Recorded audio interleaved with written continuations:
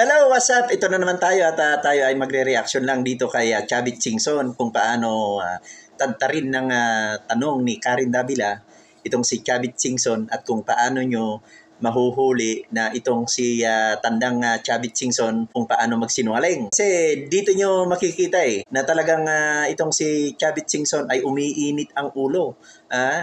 Dinay pa niya na hindi kanya at yung satrap ay binigay daw niya sa isang tauhan niya. Panoorin niyo po.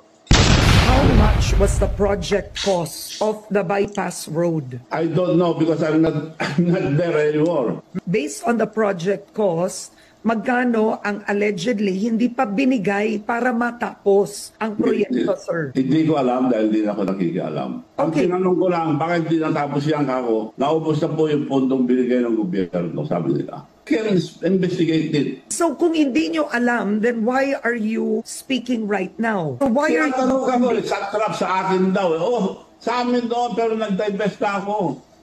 So sino ang may-ari ng satrap? Because Kami ang may-ari noon Okay. yan, pero nag-divest na kami lahat. no, who is kami? Because it records Yung- that Satrap Construction is still part of the Louis Chavit Singson group of companies. Is this Yes. correct? Yes. Ang anak niyong babae po at ang manugang niyo ang nagmamay-ari more than 50% of No, Satrap. wala sila ko, wala na. So, sila po may-ari. Puro mga diversionary tactic itong ginagawa nila. Who owns Satrap? I founded Satrap long time ago. Okay. Dahil kami lang ang ano But nung who araw. owns Satrap today? Yung mga tao ko na, like for example, mga other companies, like our radio station, kung anong kikitain nila sa kanila na lang. Oo. But Ganoon din ito, pag nawala sila ng project, O, di ba? Tumataas yung boses niya kasi napipikon na yan sa mga tanong ni Karen Davila.